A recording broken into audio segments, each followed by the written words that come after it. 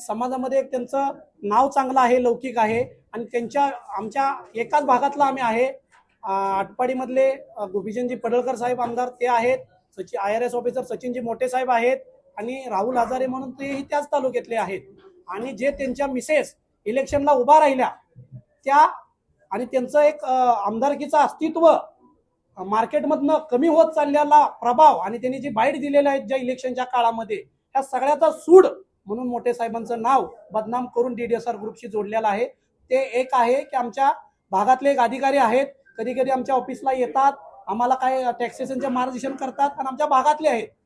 एवढ्या ह्याच्या व्यतिरिक्त DDSR ग्रुपशी त्यांचा काही संबंध नाही आणि जर असेल तर त्यांनी लिगल वेज प्रूफ करावा आणि मांडावं.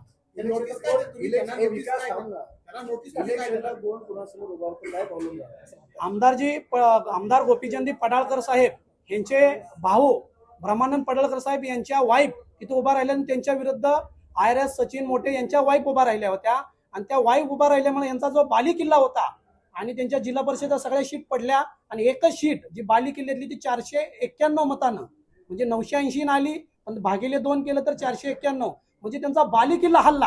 म्हणजे त्या कशा प्रकारे त्यांनी निवडणूक लढली हे तुम्ही न्यूजवरती बघू शकता. हे सगळं कारस्थान त्यांचं हल्ल्यामुळं त्यांचं दिमाग हल्लं आणि त्यांनी जसं भाषणामध्ये सांगितलं मी अधिवेशनात यांचा गौरवस्फोट करू आणि खोट्या माहिती देऊ आणि खोट्या तक्राऱ्या सांगू आणि यांना बदनाम करू. अधिवेशनात हा विषय मांडला होता. मुख्यमंत्री महोदय साहेबांनी कारवाई करतो म्हटल्या विषय सोडायला पाहिलं. दुसऱ्या दिवशी सकाळी पत्रकार परिषद घेऊन परत खुलासा का करू वाटला. म्हणजे तुम्हाला नक्की साध्य काय करायचं हे त्याच्यामधनं दिसून आलंय. साहेब तुम्ही डॉक्युमेंट चेक करा. सचिनजी मोठे साहेब कुठल्याही डॉक्युमेंटवर जर माझे पार्टनर निघाले तर मग बोला ना. हवेमध्ये बोलण्यात अर्थ नाही ना. सगळे आरोप खोटे आहेत. सगळे शासनाची चौकशी झाली त्याच्यामध्ये सगळं दिसून येईल आणि मला सगळ्या मीडियांना विनंती आहे की ते IRS ऑफिसर आमच्या भागातले उच्च पदस्थ अधिकारी आहेत आणि त्यांना बदनाम त्यांची वाईफ उभा राहिल्यानंतर त्यांचं अस्तित्व धोक्यात येतंय हे बघितल्यानंतर हे बनवलेलं एक कारस्थान आहे त्यांनी आणि बिनबुडाचं हे आरोप आहेत हे याच्यामधून सिद्ध होते. तुमच्यावरती असे आरोप आहेत की तुम्ही लोकांना फसवलेलं आहे, त्यांची घरं दिलेली नाहीत, बांधकाम करत नाही. हे माननीय आमदार गोपीचंद पडळकर साहेब त्यांचे आरोप आहेत. कुठल्या कस्टमरचे आरोप नाहीत, सभासदांचे आरोप नाहीत, कुठल्या सोसायटी मेंबरांचे आरोप नाहीत, पोझिशन दिलेल्या लोकांचे आरोप नाहीत. हे वैयक्तिक त्यांचे सूडबुद्धी आरोप आहेत. ह्याच्यामध्ये कुठेही तथ्य नाही. घोटाळा केला साहेब 2000 करोड रुपये असते तर मी सोसायटी प्रोजेक्ट स्वतःच घेतले असते आणि बँक स्टेटमेंट ही सगळं चौकशी तुम्ही आता पुढे मुख्यमंत्री महोदय साहेब म्हणतात त्याच्यामध्ये सिद्ध होईल. त्याच्यामध्ये तुम्हाला कळेल ना 2000 करोडचा घोटाळा झालाय की नाही झाला. घोटाळा कोणी केलाय हे मला उघडायला भाग पाडू नका. आमदारच्या तुमच्यावरती असे आरोप त्यांनी केले की महिलांबरोबर काही लोकांनी व्हिडिओ तयार केला, तुम्ही लोकांना ब्लॅकमेल करताय. साहेब त्यांनी जो शब्द वापरलेले आहेत ते त्यांनी सिद्ध करावं. त्यांच्याकडे व्हिडिओ आहेत, मीडियाला देऊन टाकावं. ज्या लोकांचे बनवले त्यांना पुढे घ्यावं. ज्या इन्व्हेस्टरांचं ती म्हणतायत ही करतायत दिले नाहीत, एकतर इन्व्हेस्टर समोर घेऊन यावं, हे कस्टमर घेऊन यावं ज्याची फसवणूक झाल्या. जर यांच्याकडे नाही, हे मी जसं हॉटेलला सांगितलं प्रेस कॉन्फरन्सला येताना 50 लोक माझ्या इथं तयार होते, त्यांनी प्रेस कॉन्फरन्स मध्ये घेणं लय गरजेचं होतं. एवढा मोठा पुरावा होता त्यांच्याकडे, आणला नाही. याचा अर्थ ते भुनबुडाचे आरोप केलेले आहेत त्यांनी. कुठलं याच्यामध्ये तथ्य नाही. जे व्हिडिओ त्यांच्याकडे आहे म्हणतात प्रूफ करा ना. खरात साहेबांचे करतायत ना, करा तुम्ही. साहेब गोपीचंद पडळकर सांगतात सचिन मोठेंना मी ओळखतो, राहुल हजारे हा इसम कोण आहे मला माहित नाही. या पत्रकार परिषदेनंतर जर तुमच्यावर जर आरोप झाले याच्यापुढे तर त्याला कसं सामोरं जाणार. आणि DDSR ग्रुप मध्ये यस म्हणजे सचिन आणि आर म्हणजे राहुल असं म्हटलं जातं. तुम्ही DDSR ग्रुपचा गुगलला सर्च करा. 2018, 19, 17 पासून दत्ता डी, दादा डी, सचिन बेरगळ गुगलला वेबसाईट लिहिल आणि राहुल हजारे हे DDSR आहे. हे कधी आहे? सचिन मोठे IRS होण्याच्या अगोदर बसण्याची कंपनी. आमदार खासदारांची जी सोसायटी ती कधीपर्यंत पूर्ण कारण 25ला त्याचं पोझिशन भेटलं पाहिजे. साहेब ते डॉक्युमेंट प्रोसेस ते खासदार आमदार बघतात. माझ्याकडे CC आल्या त्या नियमाप्रमाणे बांधकाम चालू आहे. पुढच्या ऍडिशनल FSI ची लेटर त्यांना गेलेलं आहे. त्याच्या ऍडिशनल FSI भरतील, CC घेतील आणि CC माझ्या हातात आल्या वरचं बांधकाम ते नियमाप्रमाणे आणि रेराच्या दिलेल्या वेळेमध्ये पूर्ण. मानहानीचा दावा काय ठोकणार आहात? साधारणपणे एवढं ज्यांनी गंभीर आरोप केलेले तुमच्या कंपनीला DDSR वर आता मोठ्या प्रकारे आरोप होत आहेत. प्रतिमा तुमची मिलीत झाली, कंपनीची झाली, अशा वेळेला तुम्ही त्यांना 500,000 कोटीचा किती दावा ठोकणार आहात? साहेब, आमदार साहेबांनी ठरवलं म्हणून एखाद्या उद्योगपतीचं नाव खराब होत नाही. ते लोकांनी, ते कस्टमरांनी ठरवलं पाहिजे. आणि मानहानी करायची की नाही करायची, समाजामधला एक आमचा चांगल्या पदावरचे आमदार आहेत आणि आमच्या कुणाचीही भावना नाही की त्यांचं कुठलं पद वाया जावं, त्यांना मंत्री पद मिळावं, त्याच्यामधनं कुठला प्रॉब्लेम यावं, ही आमच्या कुणाची इच्छा नाही.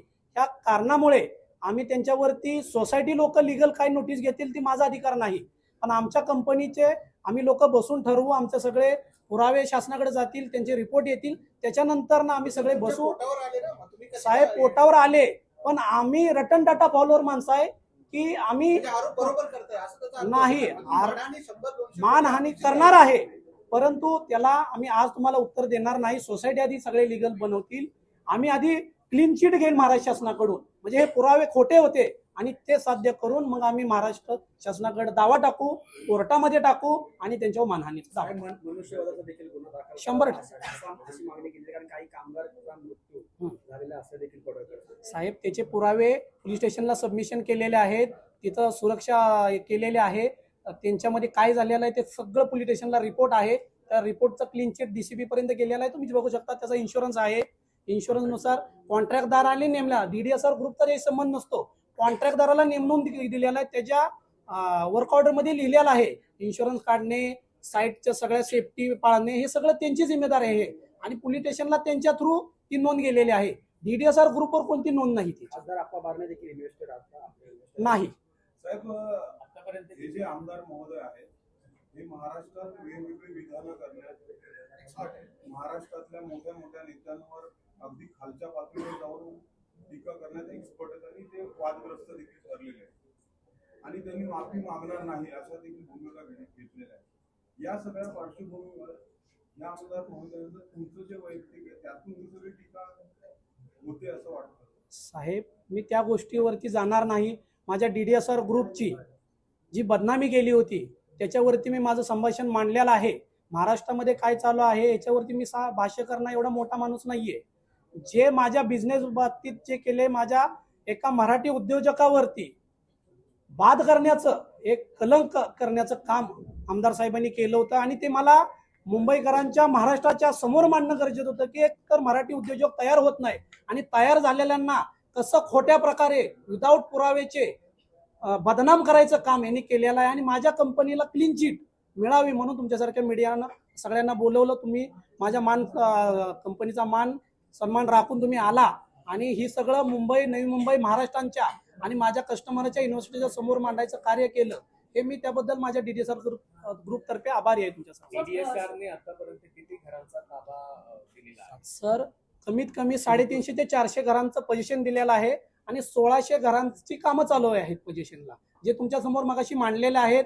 CCच्या नियमाप्रमाणे चालू आहेत आणि रेराने दिलेल्या टायमिंग मध्ये बांधकाम चालू आहे.